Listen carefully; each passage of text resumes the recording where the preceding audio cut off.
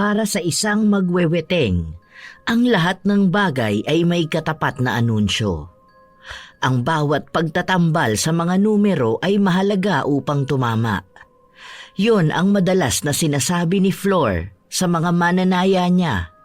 Pero siya rin naman ang madalas na nakikinabang dahil sa bawat panalo ng mga mananaya niya, wala siyang ibinibigay na kahit na magkanong panalo. Kaya naging bantog ang pangalan niya bilang mandarayang magweweteng, kung saan din niya masusubukan ang bagsik ng isang taong malaki ang naging epekto ng pandaraya niya. May anunsyo pa ba siyang maibibigay sa sarili niya kung nasa ilalim na siya ng kulam? O bibit-bitin na lang ba niya ang sumpang ito bilang kabayaran ng mga pagkakamaling nagawa niya? Magandang tayaan niyang panaginip mo. Di ba, matandang babae na may pusa at aksidente. Pwede yan sa 4:18 o kaya 4:25. 4 ang anunsyo sa pusa, tapos 25 naman sa matandang babae o 18 para sa aksidente. Ano, magkano tatayaan mo ba? Tumanggi ang matandang babae na tumaya kay Flor. Sinabihan pa siya nitong mandaraya naman siya. Dahil kapag nananalo sila, hindi na nila makita si Flor o di kaya sinasabi nito na hindi siya nakapag-remit. Kaya kahit may nananalo na nagtaya sa kanya, walang nakukuha ang mga ito.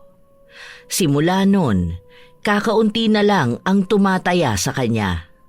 Sikat siya sa kanilang lugar bilang mandarayang magweweteng. Ano ba naman yan? Akong nag-anunsyo, tapos hindi ka sa akin tataya?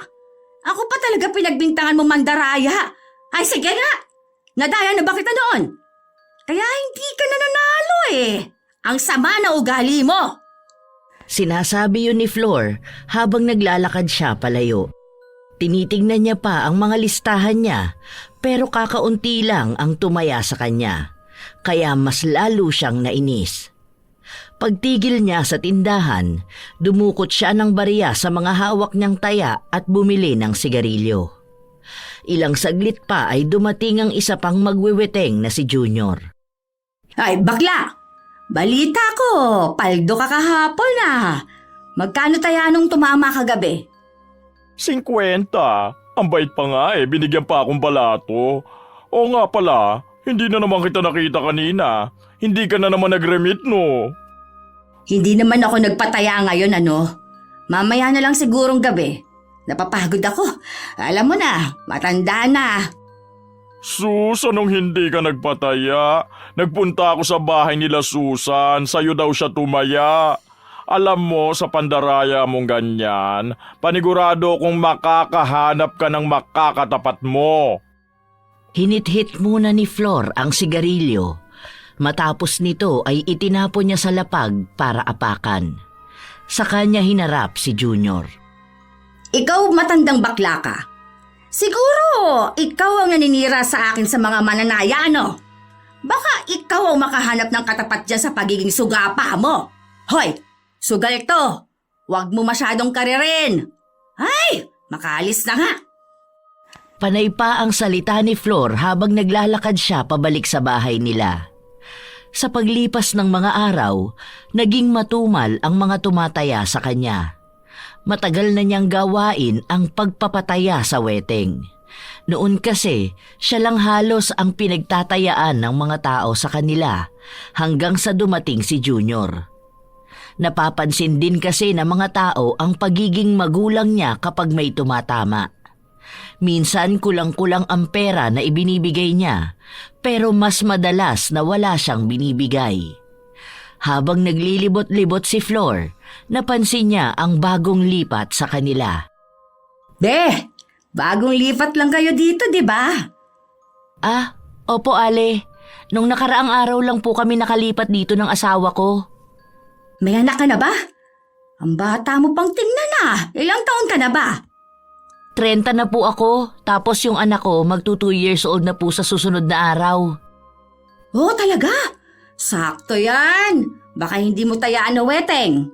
Baka manalo ka pa. Di ba may panghanda ka pa? Hindi po kasi talaga ako tumataya ng ganyan, Ale. Pasensya na po ah. Saka po may trabaho naman ang asawa ko. Kahit paano makakalabas naman po kami. Saka hindi naman po kami naghahanda ng bongga. Ito naman, ngayon ka lang naman tataya eh. Subukan mo lang, wala namang mawawala. Tayaan mo, 2.20. Yan ang magandang anunsyo ngayon. Panay din kasi ang labas ng dos ngayon. Tapos hindi pa lumalabas yan. Subukan mo lang, kahit 50 lang. Tumanggi si Gina pero masyadong mapilit ang matanda kaya napilitan na lang siyang tumaya. Hindi naman siya umaasa na mananalo siya sa ganoong sugal at kahit noon pa man ay hindi na talaga siya tumataya. Aksaya lang kasi sa pera para sa kanya ang ganon. Pero para matigil si Flor ay inilabas niya ang huling pera niya na dapat ay ipambibili ng biskwit ng anak niya. Nang kinahapunan, kung saan lumabas na ang bola, ang taya ni Gina ang lumabas. Tuwang-tuwa si Flor dahil 15,000 yon. Uy, ang sarap! Ang bango talaga ng pera! Oh, may pinatama ka na naman. Ano na naman kaya ang gagawin mo dyan? Ay, kawawa naman ang taong maloloko ng matandang to. Maging fair ka naman, Flor. Ibigay mo yan sa tumama. Hoy, bago ka magsalita ng kung ano-ano, sana inalam mo muna kung sino ba ang tumaya. Akin to. Ako ang tumaya nito dahil anunsyo ko to nung nakaraan pa. Inaalagaan ko nga to eh. Manahimik kang panot na bakla ka ha? Inggit ka lang eh. Palibasa, mga tira-tira ng mga tumataya lang sa'yo na kukuha mo. Kita mo tong perang hawak ko ha? Gusto mo bang sampaling kita nito? Hoy, matanda ka rin. Alam ko naman na hindi yan sa'yo. Ipagkakalat ko yan sa lahat para malaman nila kung sino ba sa kanila ang tumaya sa'yo. May naloko ka na naman. Ewan na lang talaga sa karma mo. Inggiterang bakla ka. Ang lakas mo talaga makasira ng mood ano? Ang saya-saya ko tapos gaganyan ka sa akin. Bakit ba? Hindi ka naniniwala na akin to, ha? At wala akong pakialam kung ipamalita mo yan sa lahat dahil wala ka namang mapapala. Talagang hindi ako naniniwalang sa'yo yan. Pambili nga ng yosi wala ka tapos makakataya ka ng 50. Saka hoy, kilala na nila ang karakas mo rito. Basta, malalaman ko rin kung kaninong taya yan. Che! Umirap lang si Junior habang naglalakad siya paalis sa harapan ni Flor na ipinapaypay pa ang tig-1,000. Umuwi na rin si Flor na may malawak na ngiti. Wala siyang balak na ibigay kay Gina ang pinanalo nito dahil ang katwiran niya ay sa kanya naman ang galing ang numero. At kung hindi niya naman ipinilit yon ay hindi naman siya tataya. Kinabukasan, naggrocery si Flor. Hindi rin siya muna nagpataya dahil ayaw niyang balikan si Gina. Baka magtanong pa yon sa kanya. Nagbayad din siya ng bills at winaldas ang pera sa kung ano-anong bagay. Isang pamilya rin silang nagpunta sa mall, kaya nagtaka ang asawa niya kung saan siya kumuha ng pera. Hanggang ngayon, hindi mo pa rin sinasabi sa akin kung saan ba talaga galing tong pera mo. Baka nangutang ka na naman, ha? Alam mo naman na ang lalaki nila magpatubo. Paano kung kapusin tayo ng pera sa sahod ko? Ilang araw na kaming walang pasok, kaya panigurado ko mababa lang ang sasahurin ko. Ano ka ba? Nasa labas tayo, nagsasaya, pero problema naman ang gusto mong pag-usapan. Hindi ko to inutang ha, at pera ko talaga to. Tumama ako ng weteng, maliwanag. Kaya huwag ka na mag-alala dyan.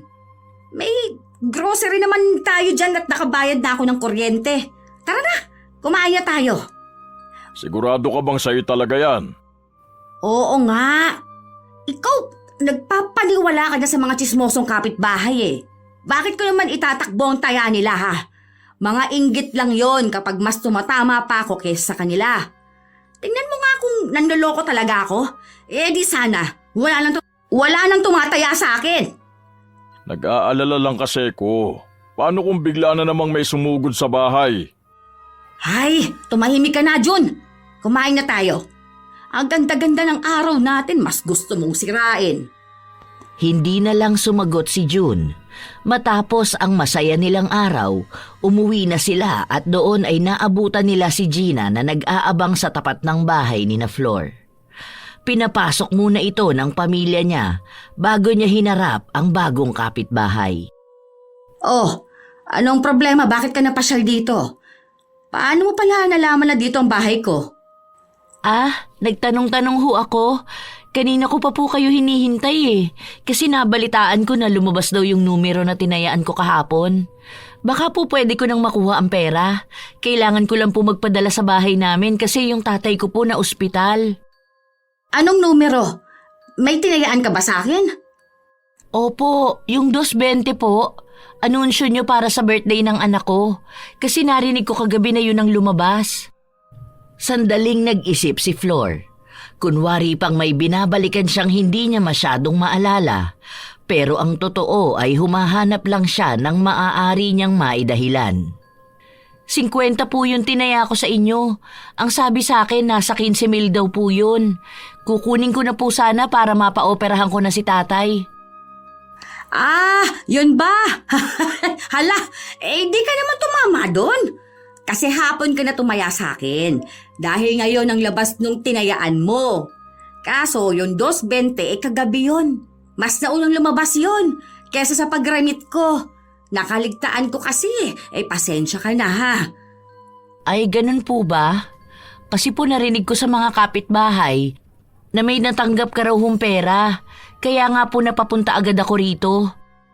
Ay, halatang bago ka nga lang dito. Paano? Nagpapaniwala ka dyan sa mga kapitbahay nating tsismosa? Alam mo, mas magandang iwasan mo ang pagtambay sa labas. Kasi ganyan yan sila. May hilig manira ng tao. Tingnan mo. Ngayon, ako ang sinisiraan nila sa'yo. Sa susunod yan, ikaw na ang sisiraan ng mga yon. Kung gusto mo, tumaya ka na lang ulit ngayon para maihabol ko ang remit para tingnan natin kung anong lalabas bukas. Ay, ganun po ba? Wala na ho kasi akong pera Sige, pautangin kita. Magkano bang gusto mong itaya? Ay, hindi na po. Nakakahiya naman po sa inyo. Kabago-bago ko lang po rito, nangungutang na agad ako sa inyo. Kung ipansusugal ko lang din naman po ang uutangin ko, hindi na lang po. Baka wala pa po ako maipambayad sa inyo. Hindi na. Naawa ako sa'yo sa totoo lang. Para may ipang-opera din ang tatay mo. Eto, 50. Anong numero bang gusto mo tayaan? O gusto mo ba na mag-anunsyo ulit ako? Noong una ay nag-aalangan pa si Gina dahil hindi naman siya sanay na nangungutang siya ng pera sa ibang tao. Tapos ipansusugal niya pa ito. Ang kailangan niya ay pera na ipapadala sa pamilya niya.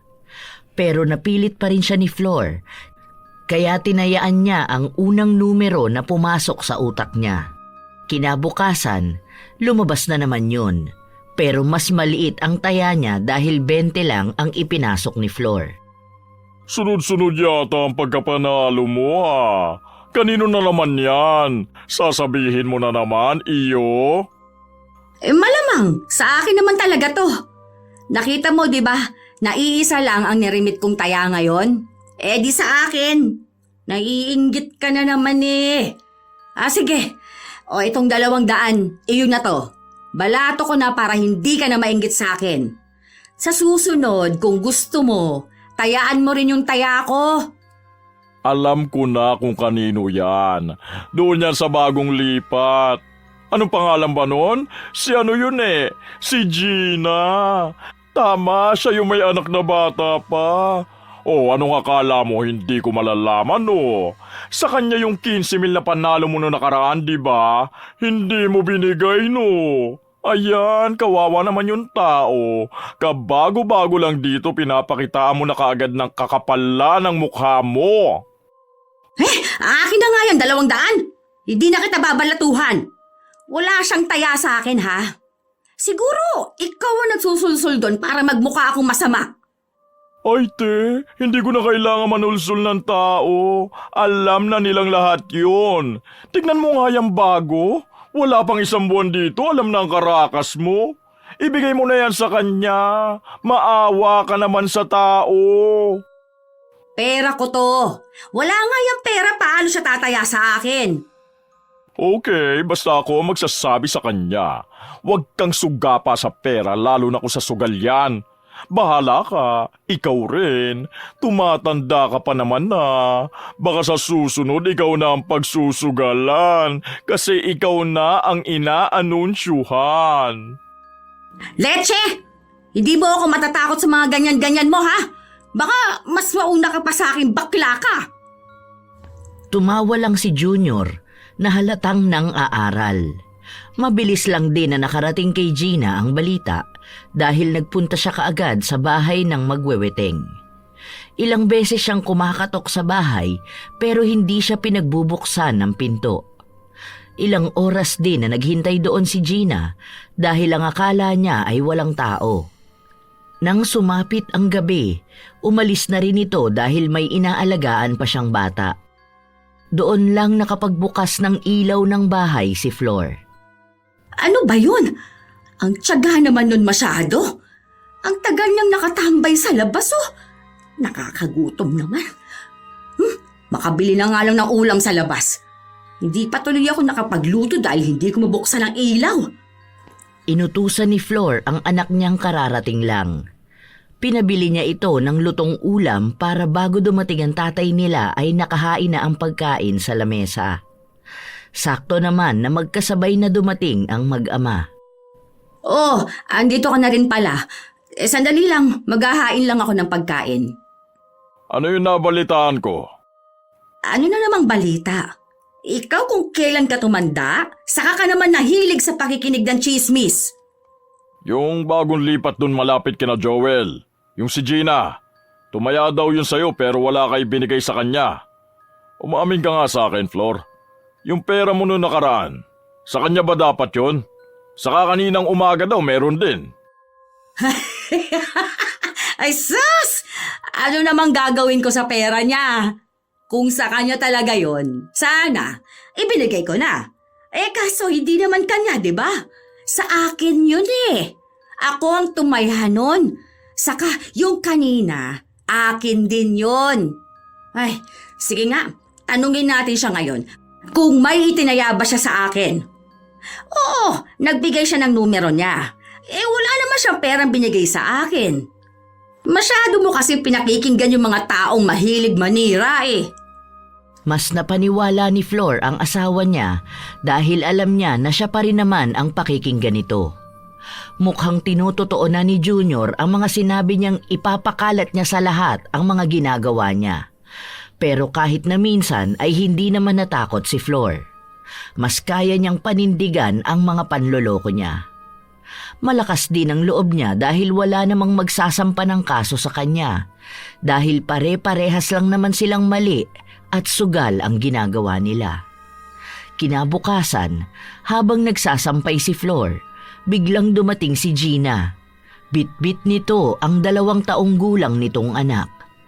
Magandang araw po, Aling Flor. Oh, anong ginagawa mo rito? Ayan ba yung anak mo? Ay, ang cute pala ano? Nagpunta po ako rito sa inyo kahapon kaso wala yatang tao. Oo. Umalis kasi kami kahapon. Nagpunta kami ng birthday. Anong ginagawa mo ba dito kahapon? May kailangan ka ba sa akin? O tataya ka ulit? Hindi pa ako magpapataya ngayon. Kaya baka sa susunod na araw na lang. Abala pa ako eh. Tingnan mo, ang dami kong labahin. Naaalala niyo po ba yung tinayaan ko nung nakaraang araw? May nakapagsabi po kasi sa akin na tumama raw po ako. Baka po pwede ko nang makuha. Kahapon pa po kasi naghihintay sa bahay eh. Kailangan ko pong magpadala. Yun na lang po kasi ang maaasahan ko sa ngayon. Yung asawa ko po kasi hindi kinakaya yung gastusin. Naaawa na nga po ako eh. Ang dami na niyang pinapasok na trabaho ngayon. Ay, yun ba? Yung inutang mo sa akin pera? Wala eh. Nagamit ko na yung panalo. Kasi sa akin naman yun, di ba? Inutang mo yung pera, sadyang nanalo lang. Pero alam naman nating parehas na kung hindi yun mananalo, hindi mo naman ako babayaran. Pinautang niyo po sa akin yun para makataya ako. Oo, yon na nga. Kaya nga, nung nanalo, sa akin napunta ang pera. Kasi nga, aking pera naman talaga yung pinataya mo. Hayaan mo. Hindi naman kita sisingilin na. Ay, sige na. Tara anak ko, marami pa akong labahin. Nagmamadaling umalis si Flor at agad na pumasok sa bahay nila. Nakaramdam pa siya ng inis dahil sa pagpapabalik-balik sa kanya ni Gina. Sa katunayan ay sa dami ng tao na naisahan niya, si Gina ang pinakamakulit. Makalipas ang ilang araw, naubos na ang pera ni Flor, kaya nagsimula na naman siyang magpataya.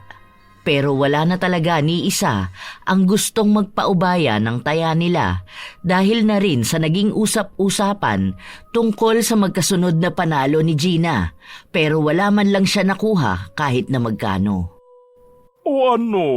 Wala na bang tumataya sa'yo? Bakit hindi ka na lang kasi ulit tumaya sa sarili mo? Total lagi ka namang kamong nananalo, di ba? Go! Itaya mo na yung anunsyo mo! Ay, try natin. Ano kayang anunsyo sa mandaraya at matanda? Huwag mo kong sinisimulan ngayon, Junior, ha? Sinabi ko sa'yo, baklang hukluban ka. Magkakagulo tayo ngayon. Ay, wow! Nanakot pa ngayon. Ibang klase talaga, no? Alam ko naman na ikaw ang nagpapakalat ng fake news. Sa bagay, wala ka namang may kukwento sa buhay mo, kundi kung paano ka maging bakla at paano ka perahan ng mga lalaki. Kaya tuwan-tuwa ka kapag pinag-uusapan yung buhay ko. Hoy, makinig ka nga maigi sa mga sinasabi mo. Bakit naman namin pag-aaksayan ng oras ang buhay mo? Saka hindi yun fake news at lalong hindi yun chika-chika lang. Totoo naman daraya ka eh. Hindi mo ibinibigay sa mga tumatama ang pera nila. Wag ako. Sa tagal mo nang ginagawa yan, lahat na nang narito alam yan eh. Kawawa nga si Gina. Kinailangan ng pera nung tao, kinuha mo pa? Anong nangyari? Ayun, natsugi ang pudra niya. Sana naagapan pa kung nakapagpadala siya ng pera. Kaso kinamkam mo. Hindi ko kasalanan na namatay ang tatay niya. Ako bang doktor, ha? Bakit sa akin mo isisisi na wala siyang naipang-opera doon? Sumugal siya. Ano ang asahan niya? Paano kung hindi siya nanalo? Hindi rin naman siya mapapa-opera. Ayun na nga, kung hindi sana siya tumaya, hindi siya asa na may magiging pera siya. Kaso tumaya siya tapos tumama pa. Kasalanan mo pa rin yon. Umiinit ang tensyon sa dalawang magweweteng dahil sa sagutan nilang dalawa. Pilit na sinisisi ni Junior si Flor dahil sa pag-angkin nito ng pera na pinatama ni Gina. Pero pinagpipilitan naman ng matandang babae na wala siyang kinalaman sa kamalasan na dinanas ng pamilya ni Gina. Umiinit na rin ang ulo ni Flor kaya nasisigawan na niya ang kausap niya. Tanging si Junior na lang ang tumigil sa pagsasalita at umalis. Dahil kahit naman pagtalunan pa nila yun, wala naman na silang mababago sa nakaraan. Naubos na ni Flor ang pera at hindi na naipa-opera ang tatay ni Gina. Habang naglilibot si Flor at naghahanap ng mananaya, nakita niya si Gina na nagwawalis sa labas ng bahay nila. Nilapitan niya ito at tinanong kung tataya. Nakikiramay ako sa nangyari sa tatay mo, Gina. Gusto mo bang tayaan yan? Mas maganda yan, baka lumabas pa. Hindi na po. Ayoko na pong tumaya. Saan ka ba natatakot? Hayaan mo kasi ang sinasabi ng ibang tao tungkol sa akin. Masyado kang nagpapa-apekto sa kanila. Saka, di ba? Hindi naman akong dahilan kaya namatay ang tatay mo. Baka kasi oras na niya yun. Isa pa, kung hindi nyo naman talaga siya kayang ipa-opera, hayaan nyo na. Matanda naman na siguro ang tatay mo. Nag-aalala lang ako. Baka kasi sa akin mo yon sinisisi. Bakit mo naman iisipin na ikaw ang sinisisi ko? Depende na lang kung may ginawa ka. Aba, wala akong ginagawa ha. Mabuti akong tao. Saka, tagakuha lang naman ako ng taya ah. Ang weteng ay klaseng sugal. Hindi mo pwedeng iasa dyan ang mga bagay-bagay. Dahil bibihira lang ang pumapaldo. Saka, yung huling panalo mo, aking pera yun eh. Pinautang lang kita. Pero dahil pera ko pa rin yun, syempre, panalo ko pa rin yun. Hindi nagsalita si Gina, pero tumigil siya sa paglilinis. Ilang sandali pa, noong paalis na si Flor, tinawag niya ito. Tataya ako. Eto, 20 ulit. 15-18. Ayun! Sige, ako nang bahala dito ha. Kapag tumama ako na mismo ang mag-aabot sa'yo. Kaya huwag ka na masyado mag-isip ha. Hayaan mo lang ang sinasabi sa'yo ng mga tao tungkol sa akin. Inggit lang ang mga yon. Kahit hindi naman talaga sila nananalo sa wedding. Walang naging kibo si Gina. Bumalik siya sa paglilinis. Si Flor naman ay umalis na rin. Ibinigay niya ang taya sa kabo pero binawasan niya ito ng 10 piso dahil bumili siya ng sigarilyo. Katulad sa nauna, tumama na naman ang numerong tinayaan ni Gina. Halos malunok ng matandang magweweteng ang usok ng sigarilyo nang malaman niya ito. 3 beses pa lang na nagtataya sa kanya si Gina, pero sa 3 beses na yon, hindi ito pumalya. Kaya labis ang tuwa na nararamdaman ni Flor. Inisip niya na kung ganun palagi ang mangyayari, kahit na si Gina na lang ang patayain niya, at kapag nanalo ito ay hindi niya ibibigay. Hindi naman din lumalaban sa kanya ang babae, kaya wala siyang magiging problema. Kinuha niya ang panalo, pero nagtago na naman siya sa bahay nila. Ilang araw ang lumipas, hindi siya pinupuntahan ni Gina. Kaya inisip niya na baka hindi nakarating dito ang balita. Dahil may pera pa naman siya, hindi muna siya nagpataya. Pupunta pala tayo ng binyag ng anak ni paring Raul, ano? Magpapaayos na muna ako ng kuko ko. Bakit ka pa magpapaayos? Magdadagdag ka lang ng gastusin natin eh. Hindi na. Magpapamanicure ako. Magkano lang naman yun eh. Para naman maganda tingnan ng kamay ko. Saka may pera namang magagamit. Sana naman galing yan. Baka nagpataya ka na naman at hindi ka na naman nagbigay sa tumama.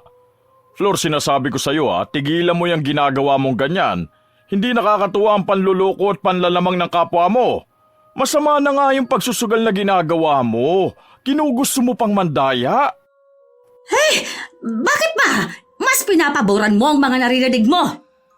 Alam mo naman na tumataya rin ako sa sarili ko. Marami lang talagang naiinggit kapag akong tumatama. Paano? Takot malamangan yung mga tao na yan. Hindi na nagsalita pa si June. Umiling lang ito dahil alam niya na kapag humaba pa ang usapan ay mauuwi ito sa pagtatalo. Kilala niya ang asawa niya. Gusto nito na sa kanya ang huling salita. Nang magpaayos na ng kuko si Flor, nalaman niya na yun na pala ang trabaho ni Gina, kaya ito na lang ang pinatawag niya. 100 ang singil sa kanya nito, pero tinawaran niya ito ng 50 na lang. Pumayag naman si Gina.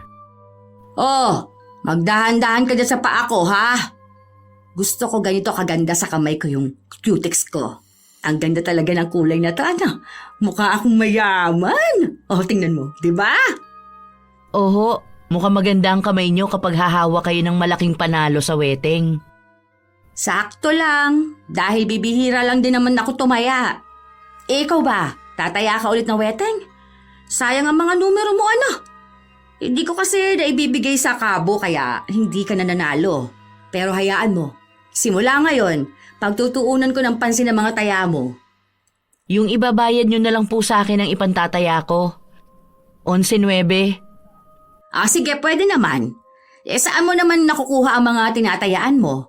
Parang may swerte ka ata sa ganyan. May ibig sabihin ba yung tinayaan mo ngayon?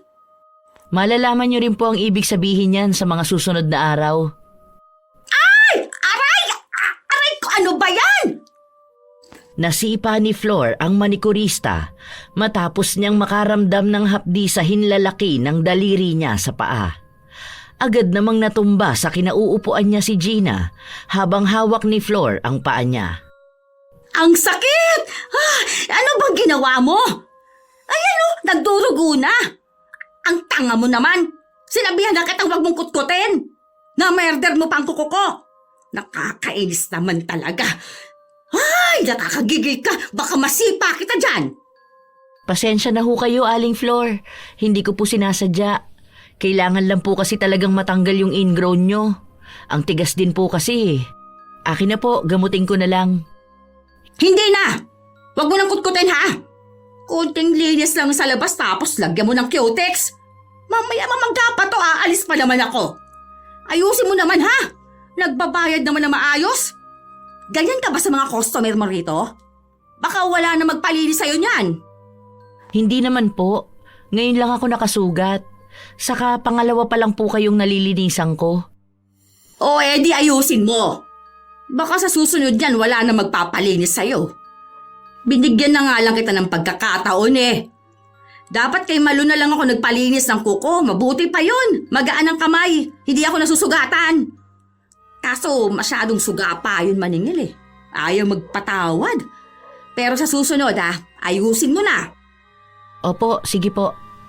Nakakaramdam pa rin ng hapdi si Flor dahil sa sakit na dulot ng pagkutkot ni Gina. Pero natapos din sila. Pinalagyan niya rin ng gamot ang nagdugo niyang daliri. Okay na po. O sige. Ano pang hinihintay mo? Bakit nakatayo ka pa riyan? Yung bayad po sana. Anong bayad? Di ba itataya mo na yon? Huwag mong sabihin na babawiin mo pa yon. Hindi maganda yung ugaling ganyan sa sugal. Pinapamalas mo lang lalo. Hindi po ba may 50 pa? Kasi kamay at paa po ang nilinisan ko. Anong 50 pa? Ano, 100 ang singil mo sa akin? Sa pagpapalinis ko sa paa at kamay ko? Magkasama na yun sa 50, di ba? Pumayag ka nga kanina tapos sinugatan mo pa ako. Dapat nga, hindi na ako magbabayad.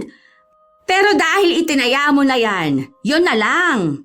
Ay, bakit? Kapag ba nagkasakit ako dahil sa pag-murder mo ng kuko ko, may maibibigay ka bang pampagamot ko? Di ba wala naman?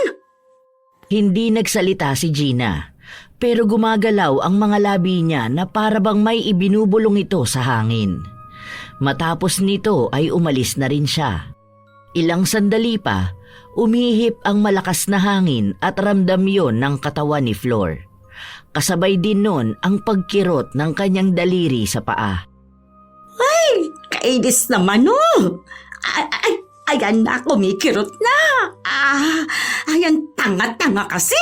Sinabi na nga huwag nang kutkutin. Talagang kutkut pa. Gumaganti pa yata sa akin yun Ay, ang sakit. Hindi ko na lang muna babasain to. Baka mamaga pa. Teka, makapag-remit na nga muna. Kahit na makirot ang daliri sa paa, umalis pa rin si Flor. Susubukan niya ulit ang swerte ni Gina pagdating sa wedding. Habang naghihintay sila ng bola, nakatambay lang si Flor habang naninigarilyo nang palapit sa kanya si Junior. Natalisod to kaya hindi niya sinasadya na maapakan ang paa ni Flor. Agad namang napasigaw ang matanda at napamura. Anong nangyayari sa'yo? Bakit bang siga mo?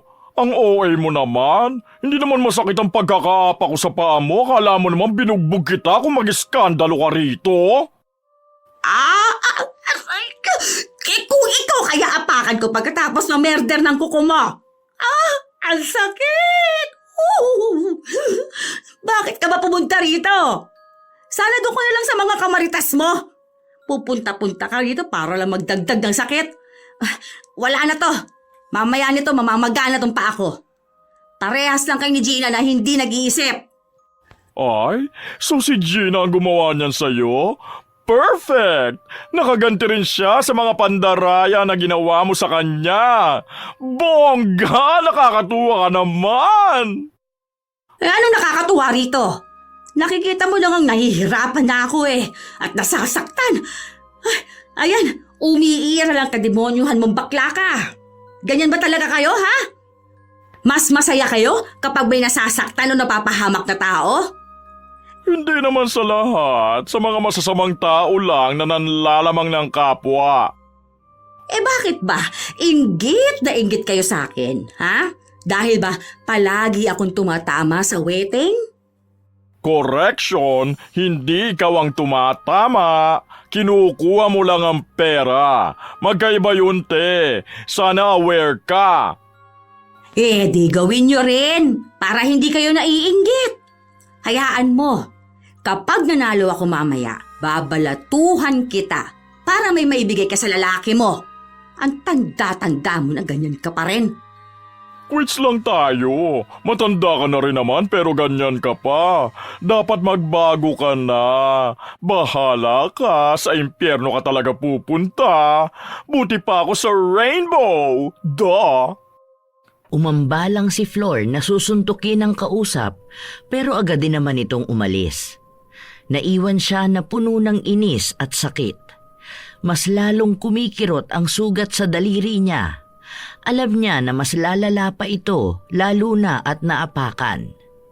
Matapos ang bola, tumama na naman ang numerong tinayaan ni Gina. Sobrang tuwa ni Flor. Kahit na kumikirot ang daliri niya sa paa, ay hindi niya napigilan na lumundag.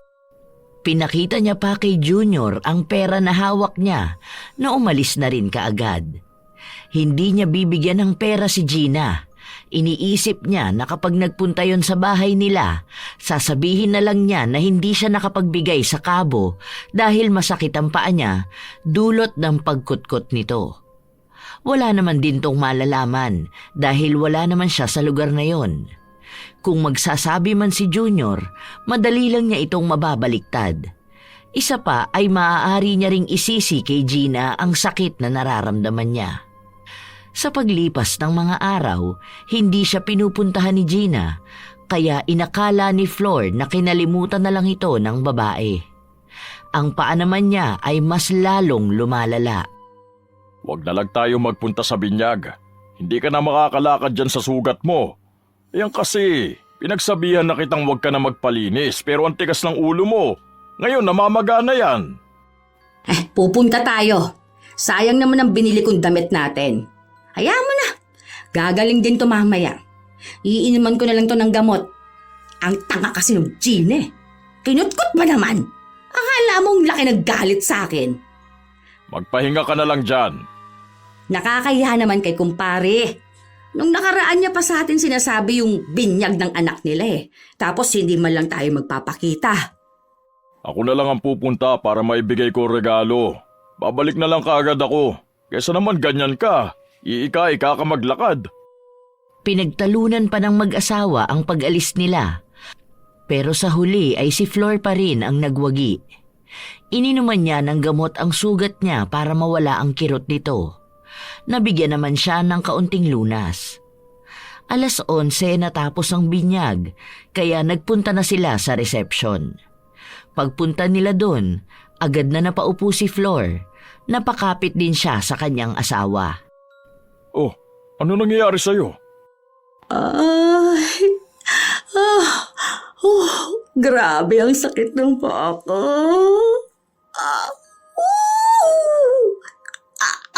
Ang sakit! Kumikirot siya parang kinakalkal ang laman. Ayan na nga bang sinasabi ko sa'yo eh. Ang tigas kasi ng ulo mo. Sinabi na nga na sa bahay na lang muna tayo.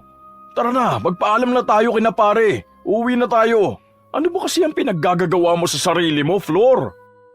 Pinigilan pa ni Flor ang asawa niya pero hindi na niya ito nasundan pa. Marami kasing tao. Baka hindi na naman sinasadyang maapakan ang paa niya at mas lalo lang siyang masaktan. Naluluha na rin siya sa sakit dahil sa pakiramdam niya ay sariwa pa ang sugat. Kinukutkot ang laman niya at parabang namamanhid na ang kabuuan ng kanyang paa. Habang may mga taong lumalakad palapit sa kanya, napapasabi ang mga ito na ang baho. Sa pagbalik ng asawa niya, maging ito ay nakaamoy ng mabaho at napatakip ng kanyang ilong. Oh, bakit ganyan ka? Maduwal-duwal ka pa. Huwag mong sabihin na nakikigaya ka sa mga dumadaan na yan na nagsasabing ang baho ko. Ang baho naman talaga. Amoy nabubulok na nana. Tara na nga, umuwi na tayo. Bukas ipacheck up natin yan. Mamaya na-infeksyon ka na. Habang inaalalayan siya ng asawa niya, hindi nito napipigilan na maduwal. Samantalang hindi naman naaamoy ni Flor ang sarili niya. Inaaway niya pa si June dahil naiirita siya sa pagduwal nito at pagtatakip ng ilong. Ilang sasakyan na rin ang tumanggi sa kanila dahil sa amoy ni Flor. Ayaw ng mga driver na maiwan ang amoy sa kanilang sasakyan. Kaya nagbayad na lang sila ng triple na pamasahe para lang maisakay sila. Pagpasok nila sa bahay, mas lalong lumala ang amoy dahil sa kulob ang kanilang kwarto. Doon na rin nasuka si June. Binuksan niya lang ang bintana at doon niya inilabas ang pagsuka niya. Grabing baho naman yan, Flor. Bumabaliktad ang sigmura ko. Nakakapanindig balahibo pa. Hindi ko kaya matulog dito ngayon. Ikaw na lang muna. Doon na lang muna ako sa mga bata tatabi. Sabihan mo na lang ako kung may kailangan ka. Hindi na siya naghintay pa na magsalita si Flor dahil nagmamadali siyang lumabas ng kwarto. Labis na pagtataka naman ang nararamdaman ni Flor. Sinubukan niya pang amuyin ang sarili niya pero wala namang pagbabago. Nang tingnan niya ang paa niya, doon na niya napansin na may mga nana na lumalabas sa kuko niya. Nakakadiri yung tingnan. Kailangan niya yung linisan kaya nagpakuha siya sa asawa niya ng mga magagamit niya. Napapasigaw din siya sa sobrang sakit dahil hindi niya mawari kung saan ba talaga ang makirot na parte. Kinaumagahan, umalis sila ng asawa niya para magpunta ng center. Wala na rin ang kakaibang amoy sa kanya pero may kirot pa rin sa daliri niya. Niresetahan siya ng doktor at nagpaturok din siya ng antitetano. Nang makauwi sila, nasa lubong ni Flor si Gina. Tahimik lang itong naglalakad at napatingin sa kanya. Dahil sa dami ng mga naging gastos niya, ito ang napagbuntunan niya ng inis. Nakikita mo bang nangyayari sa akin? Ikaw ang may kagagawa nito kung bakit ako nagkakaganito eh. Naubos na sa pagpapagamot ko tong pera ko. Leche naman oh. Ano ba yan, Flor? Huwag mo isisi sa iba nangyayari sa'yo. Ikaw ang pinagsabihan kong wag na magpalinis ng kuko pero nagpupumilit ka pa. Hindi niya kasalanan kung naubos ang pera natin sa mga binibili nating gamot mo. Mas kinakampihan mo pa yan siya ngayon? Kung sana, nag-ingat lang siyang linisin ang kuko ko. Hindi sana ganito, di ba? Wala na nga siyang naitutulong sa akin eh. Nagbigay pa siya ng pasakit. Pasensya na po kayo. Hindi ko naman ho talaga sinasadya. Kung gusto niyo po, magtataya na lang ulit ako sa wedding. Tapos kapag tumama ako, babalatuhan ko na lang ho kayo para pampagamot niyo. May halong pang-iinsulto ang mga salita na yon para kay Flor. Pero naisip niya na kapag tumama na naman ang tatayaan ni Gina, mapupunta na naman sa kanya ang pera. Nung una ay tinutulan ni June ang pagtaya ni Gina.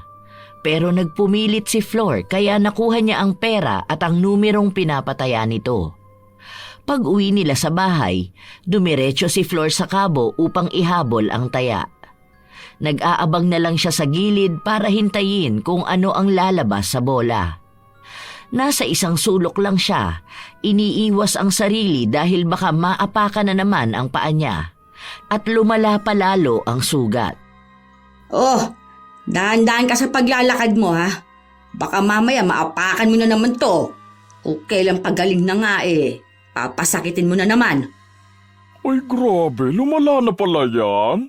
Alam mo, may nabalitaan ako sa mga tricycle driver. Nangyari daw yun kahapon eh. Alam mo na ba yun? Ano? Yung tungkol na naman ba sa akin yan? Yung ayaw nila akong pasakayin dahil sa kaartehan nila? Tumpak! Dahil daw ang baho mo. Totoo kaya yun? Naaamoy mo bang mabaho ako? Nakatahimik lang si Junior.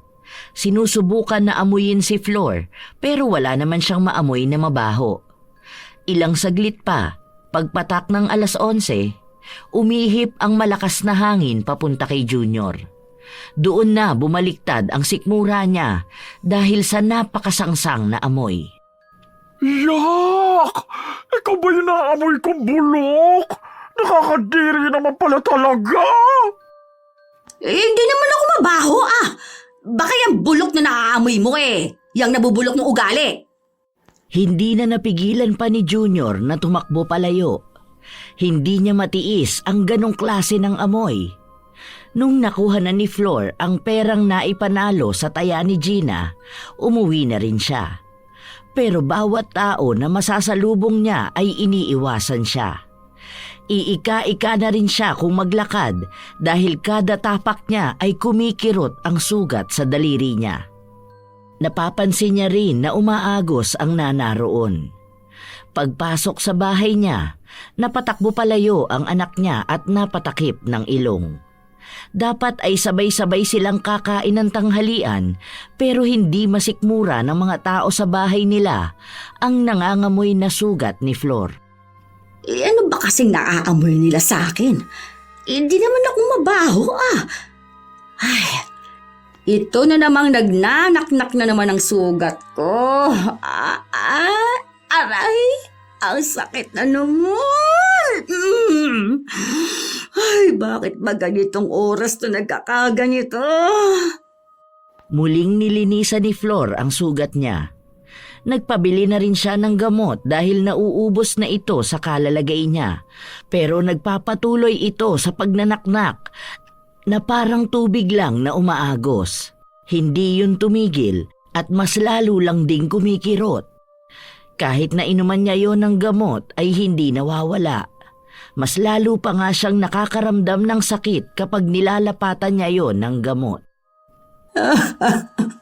Ay, Diyos ko po. Ano ba naman itong nararamdaman ko? Sobrang sakit talaga. Hindi ko na kinakaya. Parang hinahalukay naman ang laman ko. Kahit ilang gamot pa inumin ko, hindi na talaga ito mga talab. Ano ba naman to? Patuloy na umiiyak si Flor dahil sa samot-saring sakit na nararamdaman niya. Ang pera na nakuha niya kanina ay mabilis lang ding naubos.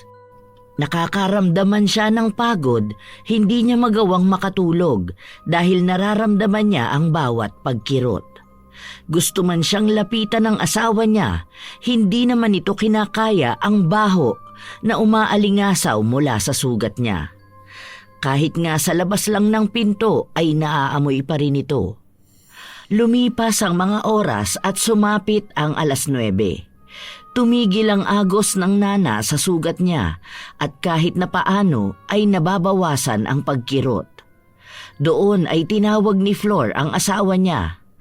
Nababawasan na rin ang baho ng kwarto. Binuksan pa nga ni June ang bintana para sumingaw ang amoy at nag-spray ito ng alkohol. Ano ba talagang nangyayari sa'yo? Kanina lang sobrang baho ng kwarto tapos ngayon nawawala-wala na. Pero kaninang umaga umaalingasaw. Bakit pa nagkakaganyan ka? Hindi ko rin alam kung ano bang nangyayari. Mali ko ba rito? Sugat lang naman to pero halos pagdusahan ko. Ilang gamot na nilagay ko Kulang na lang laklakin ko ng iba't ibang painkillers dyan na para lang mawala tong sakit na to. Ilang araw na ako mukhang baldado. Hindi naman gumagaling. Nakakapagtaka. Napapansin ko na tuwing 11:00 umaatake yan. Tapos nawawala naman ng 9:00. Hindi kaya nanuno ka? Kung saan-saan ka kasi nagpupunta Sige, bukas ipapatawas kita. Ipapatawas mo ko? Bakit ka nagpapaniwala sa mga albularyo na yon? Mamaya peperahan lang tayo nun tapos magbibigay ng peking impormasyon. Ipa-opera ko na kaya to? Baka lumalapat to at maputol pa. Tingnan mo, nangingitim na ang kuko ko. Pati tong daliri ko. Bakit ba ako minamalas ng ganito? Kasalanan talaga to ni Gina Kung nag-iingat lang sana siya. Kapag ako talaga gumaling, gagantihan ko yun. Ayan ka na naman. Panay ka na naman ganti sa taong wala namang ginagawang masama sa'yo. Ayan mo, bukas malalaman natin kung ano ba talaga yan. Huwag mo na isisi sa kung sino-sino ang mga nangyayari sa'yo. Nananahimik yung tao Hindi pa rin tuluyang nawawala ang sakit ng paa ni Flor, pero kahit na paano ay nagawa na niyang makatulog. Paggising niya kinabukasan, wala ang asawa niya. Ang sabi ng mga anak niya ay nagpunta ito sa albularyo. Lumabas naman siya ng bahay kung saan nakita niya si Gina sa hindi kalayuan. Bitbit nito ang manicure set niya. Inutusan niya ang anak na tawagin ito. Hindi naman nagdalawang isip si Gina na lumapit kung saan napatingin pa siya sa paa ng matandang magweweteng. Nangingitim na nga ito at parang malapit nang mabulok. Oh, kita mo ba ang nangyari sa daliri ko? Mukhang may infection pa ako dahil sa ginawa mo. Tapos ngayon, nakikita kitang naghahanap ng bagong customer. Bakit? Gusto mo ba na mas marami pa rito ang magaya sa akin? Hindi kasi ako makapaglakad-lakad para sana mabalaan ko sila na huwag magpalinis ng kuko sa'yo dahil baka ma-murder lang din sila. Wala namang magkakaganyan na gaya ng nangyari sa'yo dahil hindi naman sila katulad mo eh. Siguro kung may magkakaganyan man katulad sa'yo, baka dahil may ginawa silang masama sa ibang tao. Pero hanggat hindi sila kasing tuso at manloloko mo, safe sila. Ngayon, inaamin mong sa'yo talaga ng galing to. Gumaganti ka ba sa akin? O ayan, nakaganti ka na nga, di ba? Hindi ko alam kung kailan pagagaling to pa ako eh. Hirap na akong gamutin. Nauubusan na ako ng pera. Hindi mo rin naman pera ang ginagamit mo, di ba? Pera pa rin yan ng ibang tao. Tao na niloloko at iniisahan mo. Di, bawi-bawi lang din yun. Pare-parehas lang naaagrabyado. Anong pinagsasabi mo? Wala akong nilalamangan na tao ha. Kaya hindi ako dapat magkaganito. Lumalaban ako ng patas sa buhay ko. At kailanman, wala akong inaagrabyado. Ikaw tong gumagawa ng masama sa akin. Tapos ako pang pagbibintangan mo ng kung ano-ano. Naku, isipin mong mabuti ang mga lumalabas sa bibig mo. Timbangin mo kung sino ba rito ang matagal nang gumagawa ng masama. Alam mo, kahit na gaano kalaking pera ang makuha mo sa iba, madali lang din yan mauubos ni hindi mo nga magagamitan ng pera ang pagpapagamot mo. Hindi mo ba aanunsyohan ang sarili mo? Baka sakaling tumama ka at magkaroon ka ng maraming pera. Aba, bastos to. Gusto mo pang isugal ko ang nangyayari sa akin ngayon? Pasalamat ka. Hindi nangyayari sa'yo ang ganito. Sana nga, ikaw na lang ang magkaganito. Total, wala ka namang kwenta. Sandaling natawa si Gina, ngunit hindi maikakaila ng matanda na nakakikilabot ang tunog ng pagtawa nito. Lalo pa at ang mga tingin sa kanya nito ay tumatagos sa kaluluwa niya. Kahit napilitin ni Flor na magmatapang, para bang hinihigop ni Gina ang lakas niya. Anunsyohan mo na ang sarili mo para naman makitaya kami sa'yo. Malay mo, ibigay ko sa'yo lahat ng panalo kong pera. Katulad kung paano mo yun ilang beses na ginawa sa akin at sa ibang tao. Hindi ba nga, nung may sakit ang tatay ko, gusto mong anunsyohan? Nung namatay siya, ikaw pa ang nagpataya sa akin. O bakit ngayon ayaw mo na? Para sana marami ka ulit makuhang pera. Ayaw mo ba nun? Lumayo ka nga sa akin. Nagdadala ka ng malas dito. Kumatok ka nga sa kahoy. Baka mabaya kung anong mangyari sa akin. Ay sabi ka ba ng demonyo? At ganyan ka magsalita? Pati ang tingin mo, dahil pang may malaki akong naging kasalanan sa'yo. Meron naman talaga, di ba? Nung may sakit si tatay, kailangan ko ng pera, pero tinaguan mo ko. Nung namatay siya, kailangan ko ng ipapadala, pero anong ginawa mo? Inangkin mo pa rin yung panalo ko. Ngayon na bumabalik na sa'yo ang mga yun, bakit para namang takot na takot ka masyado? Hayaan mo, hindi ka naman kaagad susunod sa tatay ko. Marami ka pang maaabutan na anunsyo. Yun nga lang, mahihirapan ka na ng mas matagal. Hindi na nakapagsalita pa si Flor dahil umalis na rin sa harapan niya ang kausap. Dinig niya pa ang pagtawa nitong nakakikilabot. Dahil sa takot niya ay napa-sign of the cross na lang siya. Hindi niya mawari kung anong kababalaghan ba ang bumabalot kay Gina. Nang dumating ang mga kaparehas na oras, ay gano'n na lang din ang lala ng sakit na nararamdaman ni Flor. Hindi na rin niya napipigilan na sumigaw. Parang ang gusto na niyang ipaputol ang daliri niya sa paa para lang matanggal ang sakit na yon. Nang makauwi ang asawa niya, naabutan siya nito sa kwarto na hindi tumitigil sa pag-iyak. Inasikaso siya ng asawa niya. Pinainom siya ng erbal na gamot galing sa albularyo. Pero sa halip na gumaling ay mas lalo lang lumala ang sakit na nararamdaman niya. Panay na siya sigaw para lang mailabas ang nararamdaman niya. Naipatawas na kita. Ang sabi sa akin may kumukulam daw sa'yo. Tinanong ko nga kung sino pero hindi raw niya makilala. Ang alam niya lang, may malaking galito sa'yo. Sinusubukan niyang labanan ng mangkukulam pero masyadong malakas. Hindi lang daw basta pangungulam ang kaya nun. Dahil parang ipinamana na sa kanya yung kapangyarihan na yun. Ano, sabihin mo sa akin kung sino ba sa tingin mo maaaring gumawa nito sa'yo? Hindi ko alam. Wala naman akong nakakaaway. Pakiramdam ko dun yan sa mga pagpapataya mo ng weteng eh. Sinabi ko naman kasi sa'yo dati pa na tigilan mo na yan. Dahil dyan ka mapapahamak. O tignan mo ngayon. Hindi makapag-isip ng maayos si Flor, pero ang una niyang binanggit ay si Junior. Ang sabi niya pa, maaaring may malaking inggit yon sa kanya at baka galit yon sa mga tagumpay na tinatamasa niya sa buhay.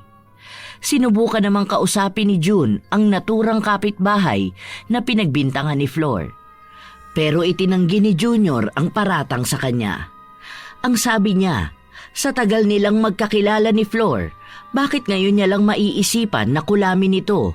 Dahil simula nung mga kabataan nila ay marami na siyang nagawang kasalanan sa kanya. Nagalit pa nga si Junior dahil sa dami daw ng galit sa kanya, bakit siya pa ang napagbintangan? Sinabi pa nito na baka karma na yun ni Flor dahil sa pagiging manloloko at sakim niya pagdating sa pera. Sa paglipas ng mga araw, nagiging mas malala na ang nangyayari sa daliri ni Flor. Hindi na rin nawawala ang amoy na mas lalong naging masangsang. Umaabot na rin ang amoy sa mga kapitbahay nila. At dahil doon ay pinapatawag na sila sa barangay dahil sa dami ng reklamong natatanggap doon.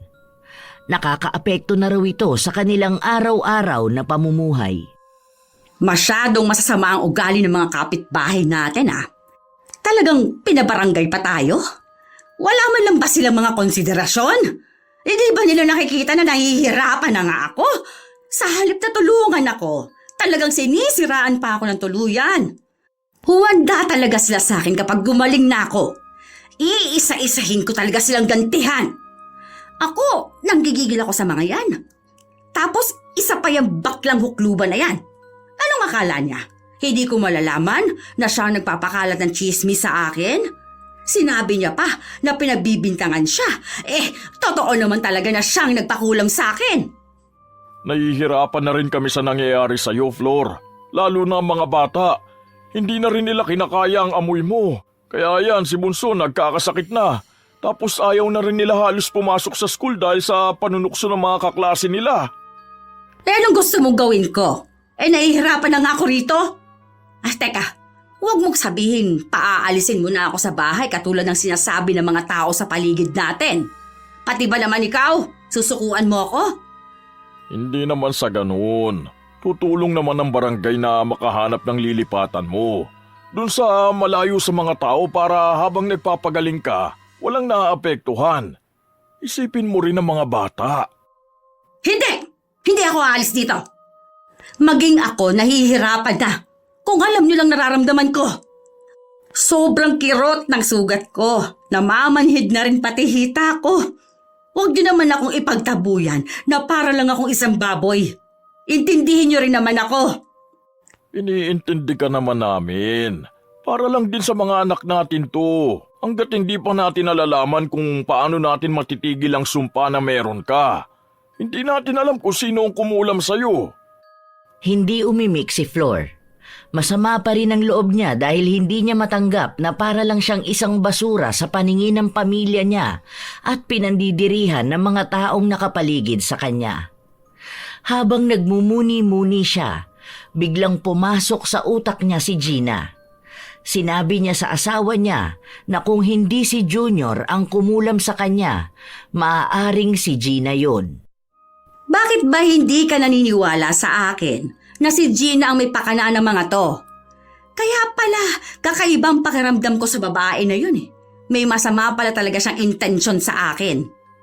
Bakit naman niya gagawin yan sa'yo? Ano bang ginawa mo sa kanya? Wala akong ginawa sa kanya. Alam niya yan.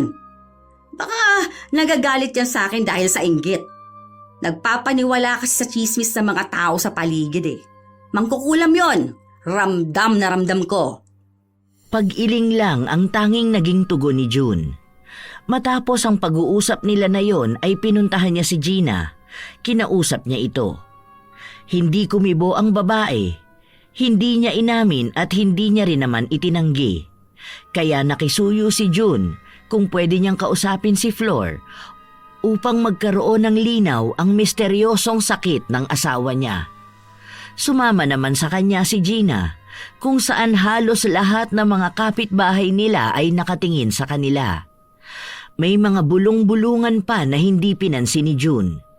Kahit na hindi niya sabihin, nakakaramdam siya ng sakit dahil sa mga salitang naririnig niya tungkol sa kanyang asawa. Nang makapasok sila sa loob, tanging si Gina lang ang walang pakialam sa mabahong amoy na nanggagaling sa sugat ni Flor. Oh, anong ginagawa mo rito? Bakit naman isinama mo pa yan dito, June? Mas lalo mo lang pinapakita sa kanilang nangyari sa akin eh. Baka mamaya may gawin na naman siyang pangungulam sa akin. Akala ko pa naman nagbago ka na dahil sa nangyayari sa'yo, pero wala ka pa rin palang pinagkatandaan. Nakita mo na? Kaya pala may pasaring yung mga salita mo sa akin noon. May iba ka palang ibig sabihin. Ngayon, aminin mo na kung bakit mo to ginawa sa akin. Hindi sumagot si Gina. Nilingon niya lang si June matapos na magsalita ito at nagtanong kung ano ba talaga ang tunay na dahilan upang umabot sila sa ganito. Si Flor naman ay panay ang daldal at sisi sa babae. Pinagmumumura niya rin ito at isinusumpa pero baliwala ang mga salita na yon kay Gina. Hindi siya naaapektuhan ng kahit na anong panlalait sa kanya. Palayasin mo yan sa bahay natin. Demonyo yan! Kaya dapat sa kanya sinusunog! Sino bang mas demonyo sa atin? Hindi ba't ikaw ang nilamon ng kasakiman mo sa pera? Nanlalamang ka ng kapwa mo. Hinahayaan mo silang maubos habang nagpapakasasa ka sa mga bagay na hindi naman sayo. Baka nakakalimutan mong namatay ang tatay ko noong mga panahon na pinagpipiestahan mo ang pera na dapat maaari pang sumagip sa kanya. Ang ibang tao sa lugar na to, ilang pangarap ba ang nasira dahil sayo? Ilang buhay ba ang napahamak? Hindi mo alam, di ba? Kasi, paano mo malalaman kung masyado kang makasarili? Ngayon, namnamin mo ang galit ng bawat taong nasa gasaan mo. Hindi lang sa akin galing yan. Para yan sa lahat ng taong nagawan mo ng masama. Bumabalik lang sa'yo, kaya yakapin mo yan hanggang sa kamatayan mo. Dalhin mo yan, kasama ng kasamaan ng ugali mo. Bumigat ang simoy ng hangin sa loob ng kwarto habang sinasabi ito ni Gina. Maging ang mga pakiramdam nila ay naghahatid ng maraming babala. Pero hindi ito maunawaan ni Flor. Nagpatuloy siya ng paninisi sa babae at sa lahat ng taong nakapaligid sa kanila. Pinipilit niyang wala siyang nasaktan, wala siyang naagrabyado, kaya kahit na anong pagpapamukha sa kanya ni Gina, hindi niya tatanggapin ang pagkakamali niya. Napagod na lang ang babae sa pakikipagtalo sa kanya, kaya kusa na itong umalis sa bahay nila. Kinausap pa siya ni June, pero ang sinabi lang sa kanya ni Gina, hindi magiging maayos si Flor kung mananatili sa kanya ang mga paniniwala niya. Hindi maisasalba ng ibang tao ang katulad ni Flor dahil ang tanging kaya lang sumagip sa kanya ay ang sarili niya. Matapos niyang sabihin ito ay tuluyan na siyang umalis. Si Flor naman ay nagpatuloy sa pagsigaw. Sigaw na magkahalong sakit at galit. Mga walang hiya kayong lahat! Sinisigurado ko sa inyo, nagagaling ako at iisa-isahin ko rin kayong kulaming lahat. Pinagkakaisahan niyo ako. Anong akala nyo? Wala kayong magiging karma? Wala akong ginawa sa inyong masama. Mga lintik kayo! Gagantihan ko kayo! Maghintay kayo! Dinig ng mga kapitbahay ang sigaw niya at ang pagmumura niya.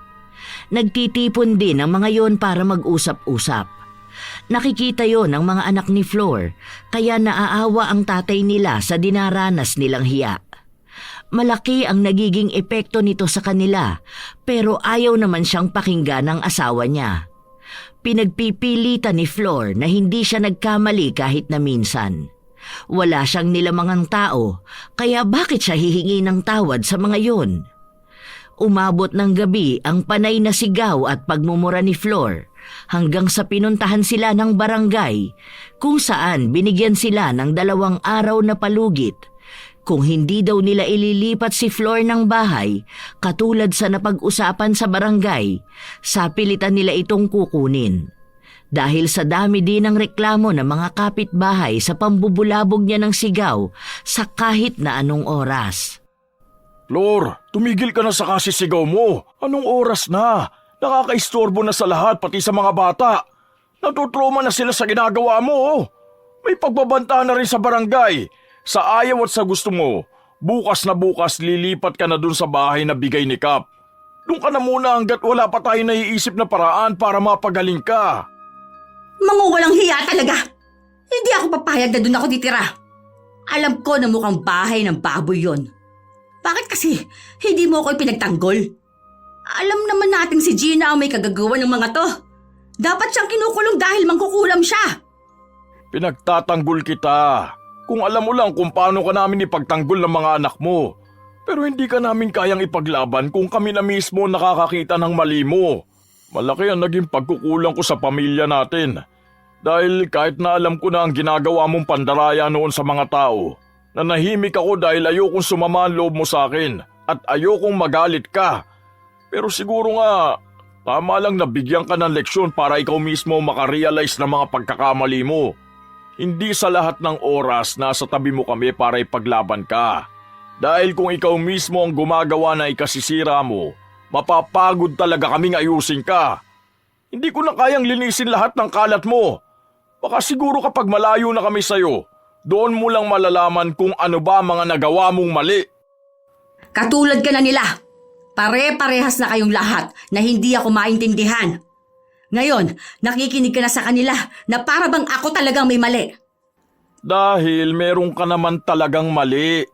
Naalala mo ba nung itinakas mo yung pera na pinatama mo? Manganganak noon ang asawa ni Paring Hernan, pero hindi mo binigay ang pera. Doon nagsimula yun, di ba? Umabot pa yun sa halos makipagpatayan ako para ipagtanggol ka sa kanila. Simula noon, lahat na ng perang nahahawakan mo kahit na hindi sa'yo, hindi mo binibitawan. Lahat ng tao rito alam yon. At nagbibingi-bingihan ako sa tuwing naririnig kong pinag-uusapan nila ang pamilya natin. Dahil ayoko isipin mo na wala kang kakampi. Ngayon na nakahanap ka ng katapat, pilit mo pa rin na isinisisi sa ibang tao?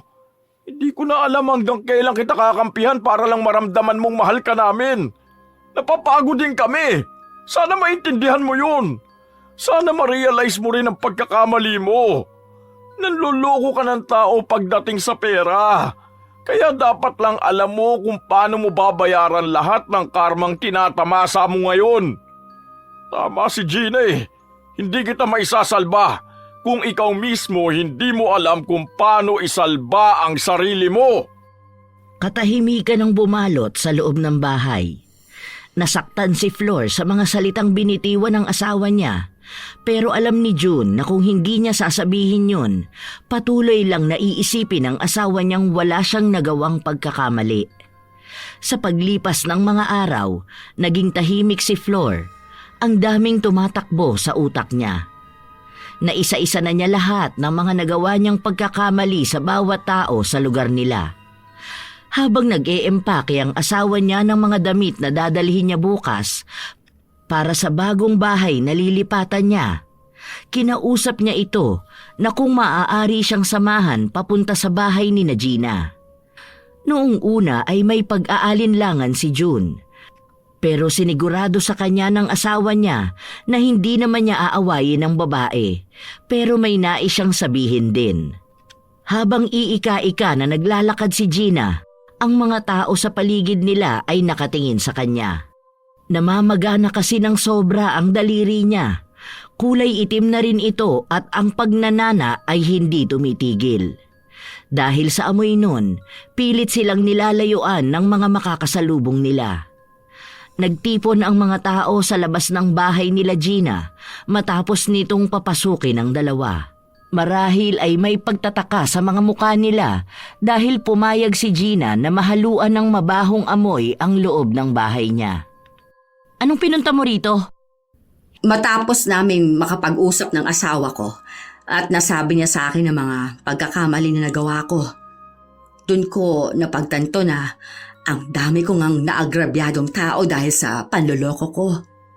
Kahit pa sabihin kong sumusugal sila at ang pagkapanalo ay hindi sigurado, malaki pa rin ang epekto at maitutulong ng pera na yon sa mga problema nila. Hindi ko pwedeng angkinin ang hindi sa akin at itanggi kung ano ang hindi dapat para sa akin. Sana mapatawad mo ko kung nagawa ko rin sa'yo yung mga nagawa ko sa iba.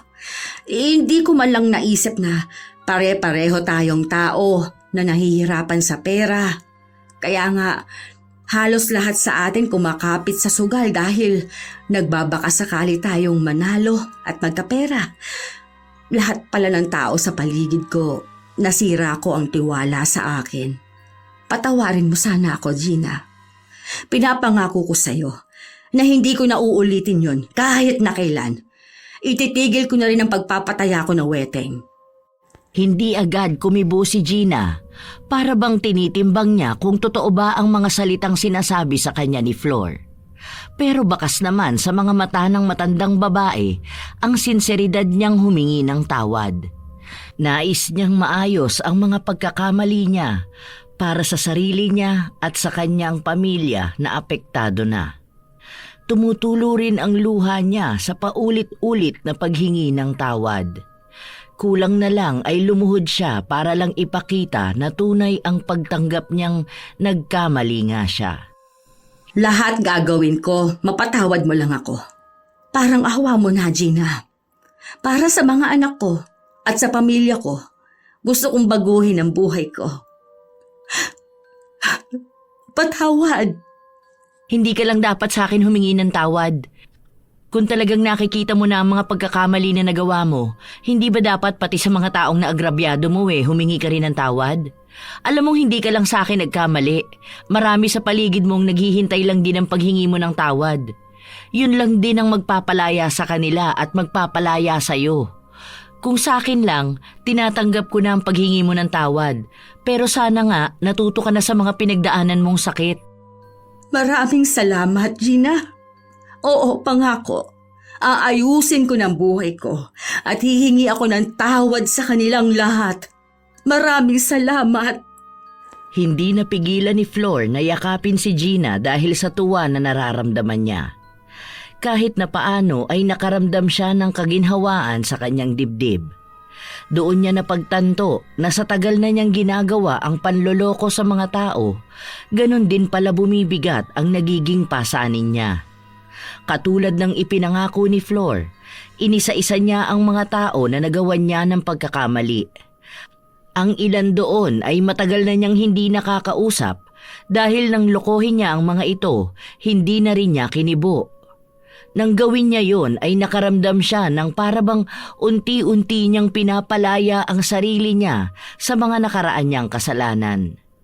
Pinatawad siya ng mga tao na yon na kay tagal na rin palang naghihintay na mapagtanto niya ang mga pagkakamali niya. Nang kinagabihan na yon, nagbago ng paunti-unti ang pakiramdam ni Flor, pero kinailangan niya pa ring tirhan ang bahay na pahiram ng barangay. Isang lumang bahay yon na mukhang bodega. Doon siya nagpagaling.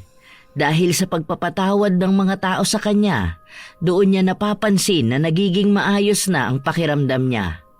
Hindi na raw siya nangangamoy katulad noon, base sa asawa niya. Isang buwan ang lumipas, tuluyang naghilom ang sugat niya at maaari na siyang makabalik sa kanila. Ang linis ng bahay natin Pinaghandaan niyo talaga ang pagbabalik ko. Siyempre naman, para naman makatulog ka na maayos dito. Oh, tara na muna, kumain na muna tayo. Nakapagluto na ako ng pagkain natin. Tila bumabalik sa pagiging maayos ang pamumuhay nila.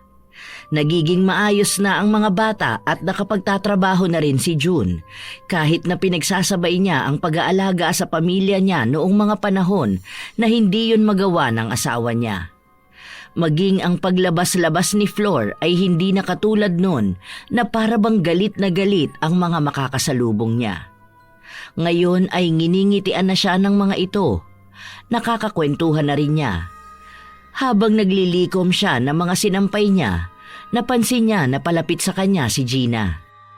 Oh, kumusta ka na?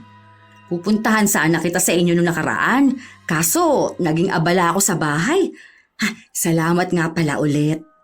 Wala na yun. Ano, gusto mo bang anunsyohan ko na para makataya ka na sa akin? Eto, magweweting naman ni Kurista na ako. Ipinakita ni Gina ang hawak niyang listahan. Dahil doon ay nagtawanan ng dalawa na para bang matagal na silang magkaibigan. Ngayong nilisa na ni Flor ang linya ng weteng, may bago namang tao na papalit sa kanya. Alam niya na hindi naman gagawin ni Gina ang pandaraya na nagawa niya noon.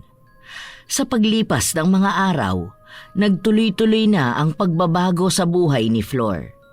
Nagkaroon na ulit siya ng mga kaibigan at naging magkasundo na rin sila ni Gina. Naging malaking aral kay Flor ang mga pinagdaanan niya upang maitanim sa isipan na kailanman ay hindi maganda ang naidudulot sa isang tao na ang tanging inuuna ay ang panloloko. Mas magaan ang pakiramdam at mas malaya pa ring makakagalaw ang taong may malinis na konsensya.